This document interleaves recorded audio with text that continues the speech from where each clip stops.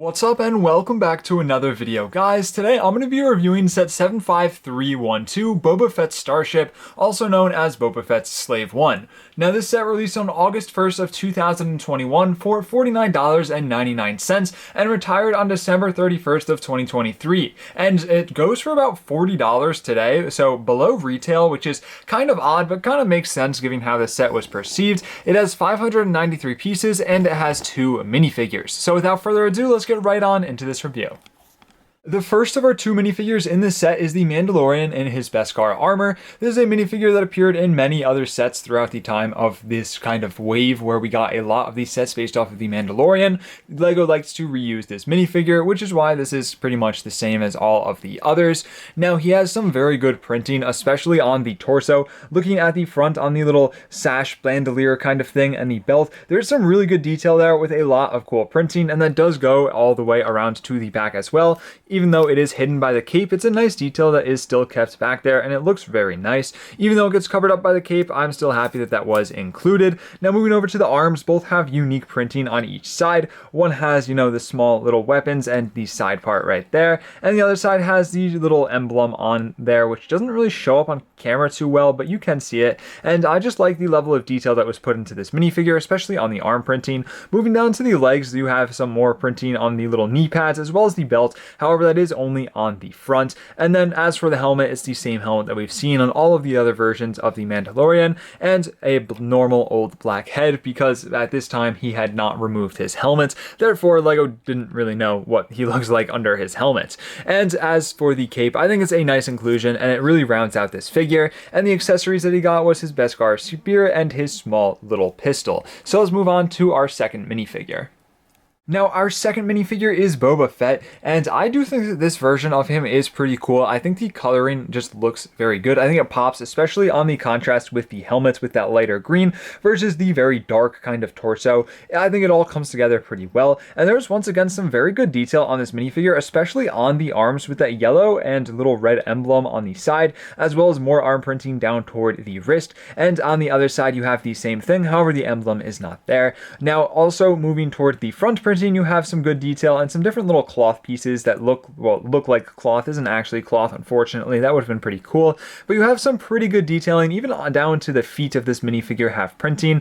Now overall, I think this was very well done by LEGO. Moving to the helmet, you have your nice details that you normally do see on the helmet, as well as your little dent right there on the head, and you also have your rangefinder to go. And if you take off his helmet, you can see his face right here. He has got his little bit of a neutral face, and coming around there is unfortunately no second face, but you do have the scarring on the back of the head.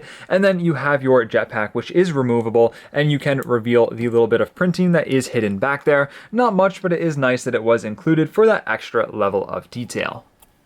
Now moving on to the build, starting with the building process, I have to say it was actually a pretty pleasant one, and if you were curious, these are the extra pieces that you end up being left with, and here is the sticker sheet. There are quite a few stickers on this set, which is one of the drawbacks, but if that's something that you don't really mind or don't really care about, then it should be fine. And you also get your small little package with the extra accessories, because you really only use the one rangefinder, but you do get the whole pack, which is nice. You have some extra ones to use for customization if you want. Now moving on to the actual build of the Starship, the biggest complaint that I saw from fans was that it was downsized quite a bit from its predecessors, and I do have to agree there. However, I do think that this still has some pretty good detail packed into it given its size. I think first off, the overall shape of this build was done pretty well by LEGO, and then as for the detail department, even though it is a lot smaller, there is some pretty good detail, albeit most of that detail is captured by stickers, sticker there, stickers all over the front, and even more stickers on the side. So there are a fair amount. So like I said earlier, if you're not a fan of the stickers, then this set probably won't be for you.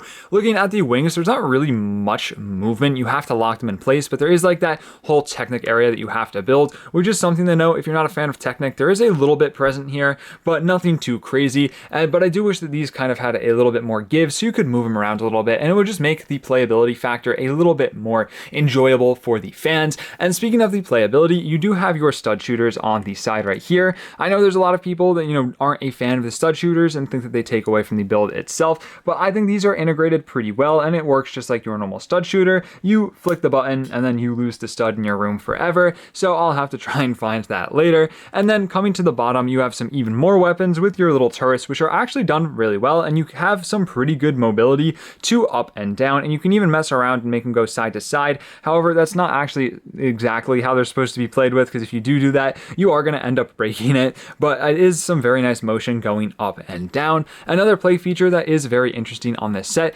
is, since the sacrifice of not having any interior given its small size, you have a small little area where you can keep your little carbonated victim, I suppose, and right on there is where they can sit, and this nice little 2x6 piece with a sticker on it once again, with your Gamorrean guard right there. Nothing on the back. It would have been nice to have gotten another sticker to go on the back, or just had this whole piece printed, but it is a nice one to get, and it is pretty cool, and it does add quite a bit for the play feature. It's just sad that this is really the only interior we get other than the cockpit, is this tiny little thing where you just slide that in and then you close it back up. It's a fun play feature, don't get me wrong, but it would have been nice to see a little bit more than that. And on the idea of play features, I guess the last thing that we have to talk about regarding that is going to be the cockpit, where you can open it up and take your minifigure and put them in. They cannot hold their blaster when you do that, unfortunately, but you get them in and then you stick them down just like that. And something that I will say is nice is that they actually can keep their jetpack on when they sit down in this build. So Boba Fett, you don't have to,